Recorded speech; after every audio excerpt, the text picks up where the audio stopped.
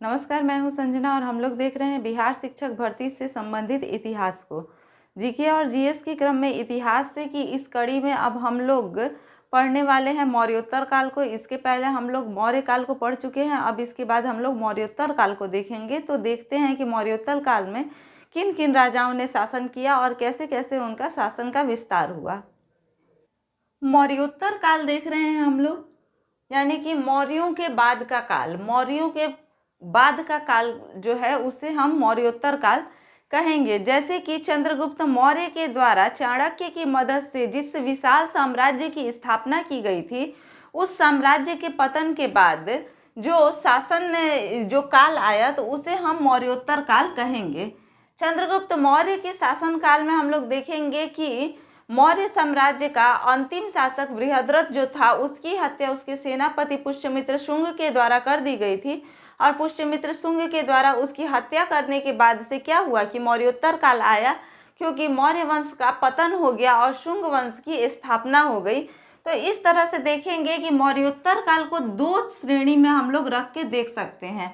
मौर्योत्तर काल को दो श्रेणियों में रख करके देख सकते हैं, जैसे कि मौर्यों के पतन के बाद निर्मित छोटे छोटे देसी राज्य। मौर्यों के पतन के बाद छोटे छोटे कुछ देसी राज्य निर्मित हुए, छोटे छोटे देसी राज्य निर्मित हुए। और दूसरा क्या हो जाएगा कि विदेशी आक्रमण के परिणाम स्वरूप स्थापित विदेशी राज्य, यानी कि कुछ विदेशी लोगों के द्वारा आक्रमण किया गया भारत पर और उसके बाद वहां पर विदेशी राज्य स्थापित किया गया। क्या किया गया? विदेशी राज्य स्थापित किया गया।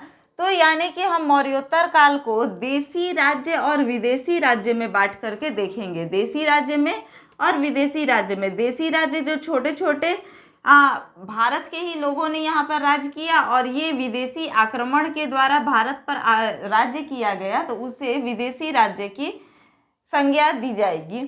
तो इस तरह से हम लोग मौर्योत्तर काल को देखेंगे। तो सबसे पहले हम लोग देखेंगे देसी राज्यों को। सबसे पहले यहाँ पर देसी राज्यों को देखा जाएगा। देसी राज्यों में कुछ ब्राह्मण जैसे कि कुछ ब्राह्मण राज्य यहाँ पर शासन किए, तो उनके बारे में हम लोग देखेंगे। अब हम लोग देखेंगे ब्राह्मण वंश को। तो ब्राह्मण वंश में सबसे पहले हम लोग देखते हैं शुंग वंश को। सबसे पहले शुंग वंश को देखेंगे। तो 185 ईसा पूर्व में पुष्यमित्र शुंग द्वारा, जो कि मौर्य साम्राज्य के अंतिम शासक बृहद्रथ का सेनापति था, उसने बृहद्रथ की हत्या करके और 185 ईसा पूर्व में क्या किया? मगध पर शुंग वंश की स्थापना की। मगध पर शुंग वंश की स्थापना की। तो मगध पर शुंग वंश की स्थापना किसके द्वारा की गई? तो पुष्यमित्र शुंग के द्वारा की गई। और कब की गई? तो 185 ईसा पूर्व में की गई। मगध पर शुंग वंश की स्थापना पुष्यमित्र शुंग के द्वारा 185 ईसा पूर्व में की गई। इसके आगे हम लोग देखते हैं कि पुष्यमित्र शुंग जो था वो शासक बनने के बाद भी सेनापति के पद पर आसीन रहा। सेनापति के पद पर आसीन रहा। कौन? तो पुष्यमित्र शुंग। पुष्यमित्र शुंग जो था वो शासक तो बन गया, लेकिन उसने अपने सेनापति का जो पद था उसे त्यागा नहीं, वो सेनापति भी बना रहा। उसके बाद हम लोग देखेंगे कि इसकी जो राजधानी थी वो विदिशा थी। राजधानी कहाँ बनाया इसने? विदिशा बनाया। पुष्यमित्र शुंग ने अपनी राजधानी विदिशा में बनाई। पुष्यमित्र शुंग के शासन काल में प्रथम विद्रोह जो हुआ था वो विदर्भ के शासक यज्ञसेन ने किया था। ये क्या था? प्रथम घटना था। पुष्यमित्र शुंग के शासन काल में अगर कोई प्रथम घटना था तो वो क्या था कि विदर्भ के नरेश यज्ञसेन के द्वारा विद्रोह किया गया था। पुष्यमित्र शुंग के शासन काल में प्रथम घटना विदर्भ के नरेश यज्ञसेन के द्वारा विद्रोह किया जाना यहाँ का पहला घटना था। और उस विद्रोह का दमन करने के लिए पुष्यमित्र शुंग ने अपने पुत्र अग्निमित्र को भेजा था। अपने पुत्र अग्निमित्र को भेजा था विद्रोह का दमन करने के लिए। अपने पुत्र अग्निमित्र को किसने भेजा था? तो पुष्यमित्र शुंग ने भेजा था। ये वही अग्निमित्र है जो कालिदास के संस्कृत नाटक मालविका अग्निमित्रम के नायक हैं। कालिदास का एक संस्कृत नाटक है मालविका अग्निमित्रम, उसका नायक कौन है? तो उसका नायक यही अग्निमित्र है, यही अग्निमित्र उसका नायक है। अब हम लोग देखते हैं कि पुष्यमित्र शुंग ने यूनानी शासक मिंडार को भी पराजित किया। यूनानी शासक मिंडार को भी पुष्यमित्र शुंग के द्वारा पराजित किया गया। इसके बाद हम लोग देखेंगे कि पुष्यमित्र शुंग ने अपने शासनकाल में 2 बार अश्वमेध यज्ञ करवाया और उसके एक अश्वमेध यज्ञ में पतंजलि जो थे उसके पुरोहित बने थे। पतंजलि क्या बने थे? पुरोहित बने थे। तो 2 अश्वमेध यज्ञ करवाया किसने? पुष्यमित्र शुंग ने। और इसके जो एक अश्वमेध यज्ञ के पुरोहित पतंजलि बने थे। पुष्यमित्र शुंग के शासनकाल में रामायण, महाभारत, मनुस्मृति और अष्टाध्यायी की भी रचना हुई। रामायण, महाभारत और अष्टाध्यायी की भी रचना कब हुई? तो पुष्यमित्र शुंग के शासनकाल में हुई। पुष्यमित्र शुंग के ही शासनकाल में मनु ने मनुस्मृति की रचना की और पाणिनि ने अष्टाध्यायी की रचना की। पुष्यमित्र शुंग के ही शासनकाल में मनु ने मनुस्मृति की रचना की और पाणिनि ने अष्टाध्यायी की रचना की। इसके आगे हम लोग देखेंगे कि भरहुत स्तूप का निर्माण भी किसने करवाया था? तो पुष्यमित्र शुंग ने करवाया था। भरहुत स्तूप का निर्माण भी पुष्यमित्र शुंग के द्वारा ही करवाया गया था। इसके बाद देखते हैं कि पुष्यमित्र शुंग ने जिस शुंग वंश की स्थापना की थी, तो शुंग वंश का अंतिम शासक यानी कि 10वां शासक कौन था? देवभूति था। 10वां शासक, अंतिम शासक देवभूति था, जिसकी हत्या वासुदेव कण्व ने 73 ईसा पूर्व में कर दी। जिसकी हत्या वासुदेव कण्व ने 73 ईसा पूर्व में कर दी। और इसके बाद मगध पर कण्व वंश का राज हो जाएगा, कण्व वंश की स्थापना हो जाएगी। तो अंतिम शासक कौन था शुंग वंश का? देवभूति था। और देवभूति 10वां शासक भी था। देवभूति की हत्या वासुदेव कण्व ने की। कब की? तो 73 ईसा पूर्व में की। और उसके बाद यहाँ पर अब किसका शासन हो गया? तो कण्व वंश का शासन इस प्रकार से अब स्थापित हो गया। तो इस तरह से हम लोग ब्राह्मण वंश में क्या देखे कि ब्राह्मण वंश की स्थापना किसने की? तो पुष्यमित्र शुंग ने, जिसमें प्रथम हम लोग किसको देखेंगे? तो शुंग वंश को। इसके बाद हम लोग किसको देखेंगे? कण्व वंश को देखेंगे। पुष्यमित्र शुंग क्या था? एक ब्राह्मण था, इसीलिए इस वंश को ब्राह्मण वंश के नाम से भी जाना जाता है। शुंग वंश के बाद से अब हम लोग कण्व वंश को देखेंगे। तो कण्व वंश में जैसे कि हम लोग देख रहे हैं कि शुंग वंश के अंतिम शासक देवभूति की हत्या कण्व वंश में वासुदेव कण्व के द्वारा कर दी गई और उसके बाद से कण्व वंश की स्थापना की गई। तो इस तरह से कण्व वंश में हम देखेंगे कि इसके संस्थापक कौन थे? तो संस्थापक इसके वासुदेव कण्व थे। कण्व वंश के संस्थापक कौन थे? तो वासुदेव कण्व थे। और इसकी स्थापना कब हुई थी? तो 73 ईसा पूर्व में हुई थी। 73 ईसा पूर्व में हुई थी। कण्व वंश का शासन कोई बहुत ज़्यादा लंबा नहीं रहा, मात्र 45 वर्षों तक ही इसका शासन रहा। और 45 वर्षों में 4 राजाओं ने यहाँ पर शासन किया। 45 वर्षों में ही 4 राजाओं ने यहाँ पर शासन किया। अंतिम शासक की बात करें तो अंतिम शासक सुशर्मा था, सुशर्मा कण्व। और इसकी हत्या इसके सेनापति शिमुख के द्वारा कर दी गई। अंतिम शासक कण्व वंश का सुशर्मा कण्व था और इसकी हत्या सेनापति शिमुख के द्वारा कर दी गई। और इस प्रकार से यहाँ पर सातवाहन वंश की स्थापना होती है। सातवाहन वंश की स्थापना होती है। तो कण्व वंश भी था, तो ये लोग भी ब्राह्मण थे, तो इसलिए ब्राह्मण वंश में हम लोग शुंग वंश के बाद कण्व वंश को देखेंगे।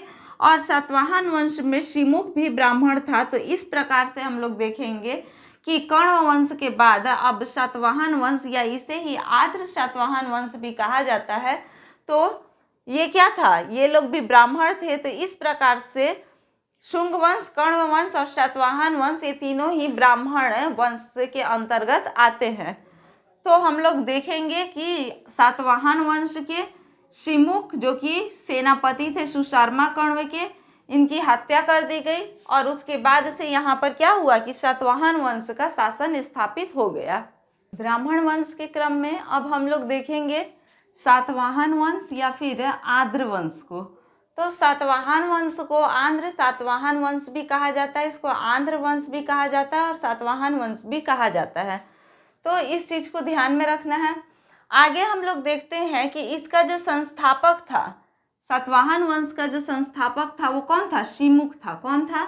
शिमुख था। और शिमुख के जो प्रबल प्रतिद्वंदी थे, प्रबल प्रतिद्वंदी यानी कि जो दुश्मन था वो कौन था? शक। कौन थे? शक थे। शक। तो सातवाहन वंश का संस्थापक शिमुख था और इसका प्रबल प्रतिद्वंदी शक था। इसने अपनी राजधानी प्रतिष्ठान बनवाया था। प्रतिष्ठान को इसने अपनी राजधानी बनवाया था और ये औरंगाबाद जिले में पड़ता है। कहाँ पड़ता है? औरंगाबाद जिले में पड़ता है। और इसने अपनी राजधानी को प्रतिष्ठान बनवाया था और ये औरंगाबाद जिले में पड़ता है। एक चीज और यहाँ पर देखेंगे कि आर्य सातवाहन वंश में जो ये राजा जो थे, इनके द्वारा समाज को कैसी मान्यता दी गई थी? तो मात्र सत्तात्मक मान्यता दी गई थी। कैसी? मात्र सत्तात्मक। क्योंकि अभी तक हम लोग देख रहे थे कि समाज जो था वो पुरुष सत्तात्मक था, या फिर अभी वर्तमान में भी समाज जो है वो पुरुष सत्तात्मक ही है। लेकिन आंध्र सातवाहन वंश में देखा जाए तो जो समाज था वो मात्र सत्तात्मक था। कैसा था? मात्र सत्तात्मक। सबसे पहला सार्वभौम शासक कौन हुआ? यानी सफल शासक सबसे पहले कौन हुआ? तो सातकर्णी प्रथम हुआ। कौन हुआ? सातकर्णी प्रथम जो था वो सबसे पहला प्रभावशाली शासक बना, सार्वभौम शासक बना। और इसकी रानी का नाम था नैनिका। इसकी रानी का नाम क्या था? नैनिका। रानी नैनिका ने, यानी कि सातकर्णी प्रथम की जो रानी थी नैनिका, उनके द्वारा नाना घाट शिलालेख का निर्माण करवाया गया। नाना घाट शिलालेख का। और इस नाना घाट शिलालेख में देखेंगे तो इसमें सातकर्णी प्रथम को दक्षिणा पंथ का स्वामी बताया गया है। क्या बताया गया है? दक्षिणा पंथ का स्वामी बताया गया है सातकर्णी प्रथम को। तो देखेंगे कि सबसे पहला सार्वभौम शासक, प्रसिद्ध शासक कौन हुआ? तो सातकर्णी प्रथम हुआ। इसकी रानी का नाम था नैनिका और उन्होंने नाना घाट शिलालेख का निर्माण करवाया था। और इस शिलालेख के अनुसार क्या है कि सातकर्णी प्रथम को दक्षिणा पंथ का स्वामी बताया गया था। दक्षिण का स्वामी बताया गया था। इसके आगे हम लोग देखेंगे कि इस साम्राज्य का सबसे शक्तिशाली शासक कौन हुआ। इस साम्राज्य का सबसे शक्तिशाली शासक कौन हुआ? तो सबसे शक्तिशाली शासक जो था वो गौतमी पुत्र सातकर्णी हुआ। कौन हुआ? गौतमी पुत्र सातकर्णी हुआ। और इसे पश्चिम का स्वामी भी कहा गया है। इसे पश्चिम का स्वामी भी कहा गया है। सबसे प्रभावशाली शासक गौतमी पुत्र सातकर्णी और इसे पश्चिम का शासक या फिर पश्चिम का स्वामी कहा गया है। सातकर्णी, गौतमी पुत्र सातकर्णी को अगर देखेंगे तो इसने एक प्रथा की शुरुआत की जिसमें इसने सबसे पहले अपने नाम के आगे अपनी माता का नाम जोड़ा। इनकी माता का नाम गौतमी था, इसलिए इन्होंने अपना नाम क्या बताया? गौतमी पुत्र सातकर्णी, यानी अपने नाम के पहले अपनी माता के नाम को जोड़ा और इस प्रकार से ये गौतमी पुत्र सातकर्णी बन गए। तो इनका समाज जो था वो मात्र सत्तात्मक था, इसलिए इन्होंने अपने नाम के आगे अपनी माता के नाम को जोड़ा। और इनके बाद आने वाले सभी शासकों ने इस प्रथा का पालन किया। इनके बाद होने वाले सभी शासकों ने इस प्रथा का पालन किया कि अपने नाम के आगे अपनी माता के नाम को जोड़ा। इसके बाद देखिए कि सर्वाधिक लंबे समय तक शासन करने वाला शासक कौन था।